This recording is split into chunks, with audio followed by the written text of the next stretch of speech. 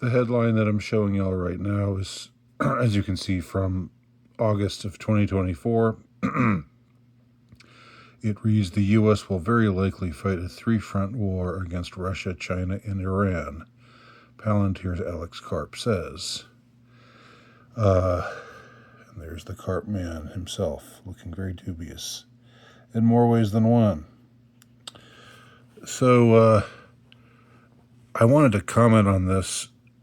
First of all, I hadn't been aware of this article, having been published, almost a year ago now. Talk about predictive programming, or talk about, I hope it's not predictive. I hope that this doesn't come to pass. And I actually have a hard time seeing it come to pass. Not because I'm an optimist or anything, but just because, well, for reasons I'll explain in a minute. But first of all, I find it pretty amazing that this was predicted. The U.S. will very likely fight a three-front war. This was naming the countries, and this is from this guy who's in charge of this surveillance state function that apparently the Trump administration has really embraced big time. Has affiliations with Elon Musk and Peter Thiel, as I understand it. So a year ago, they were saying this out loud. This guy was giving interviews saying this is going to happen. All right.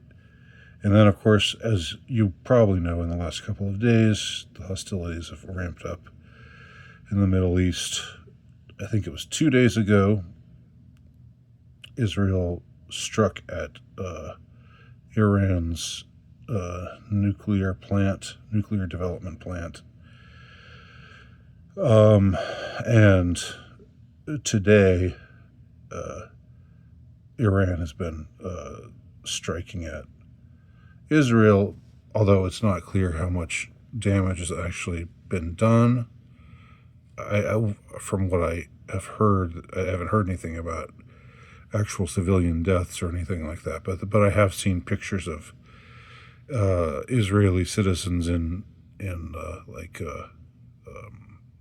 fallout shelters or places under the ground, so that people are taking precautions, and I guess the bombs are falling, but maybe the Iron Dome is picking them up this time, unlike they conveniently didn't do last time, or not last time. Probably wasn't the last time, but in October of 2023.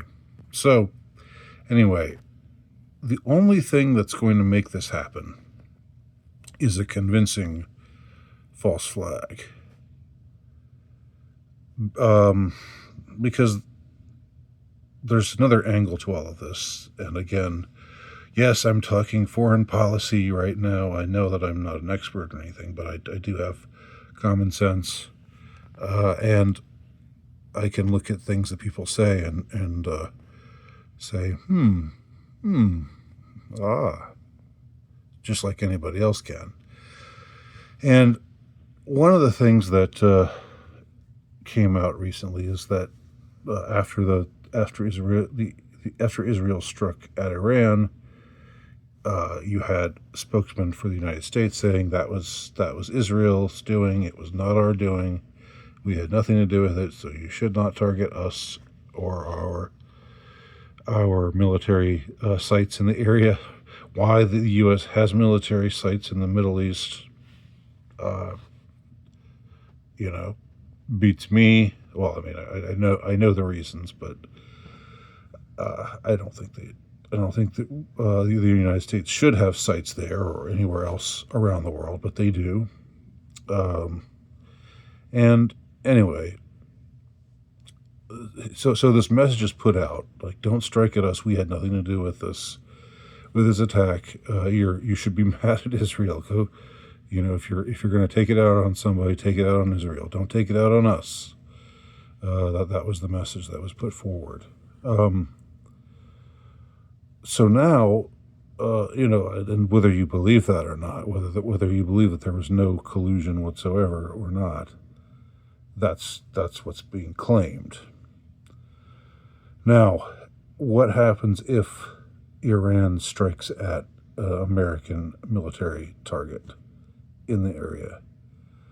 Some aircraft carrier drifting through the Arabian Sea, or some base in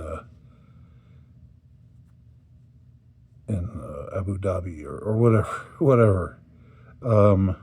What if that happens? Will that be enough to launch full-fledged World War III? It doesn't seem to me like that's enough, because there's just no appetite for that. People do not want to the American public is not thirsting for war. It's not like it was in 2001, 2002, 2003, 2004, after 9/11, when we were supposedly striking back at those who had attacked us. Again, according to the official story, right?